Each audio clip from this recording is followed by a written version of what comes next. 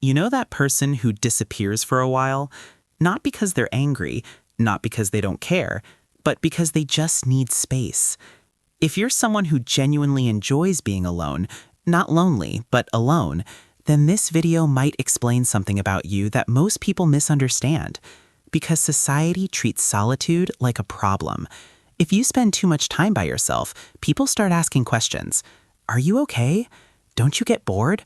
Why don't you go out more? But psychology sees it very differently. For some people, being alone isn't isolation, it's restoration. Extroverts recharge by being around people. Conversation, laughter, activity, that's where their energy comes from. But people who love solitude recharge in the opposite way.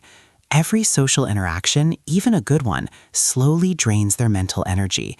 And being alone is the only place that battery actually refills. Psychologists call this introversion, but it's not just about being quiet. It's about how your brain responds to stimulation. Some people need constant activity to feel alive. Others feel their best when the world gets quieter. But loving solitude often goes deeper than personality. People who enjoy being alone tend to have something psychologists call a rich inner world. Instead of needing constant external stimulation, their minds generate it internally. Ideas, reflections, imagination, questions. While others look outward for entertainment, they look inward. And surprisingly, research shows people comfortable with solitude are often more creative and better at deep thinking, because silence gives the brain something rare in modern life: space. No notifications, no interruptions, just thoughts connecting to other thoughts. And sometimes the best insights don't come from loud conversations. They come from quiet moments. But here's where things get complicated.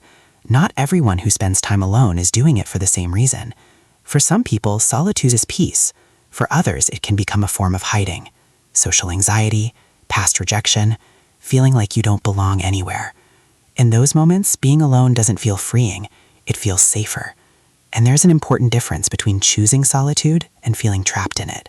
But for those who truly love being alone, they're not avoiding life. They're experiencing it in a different way.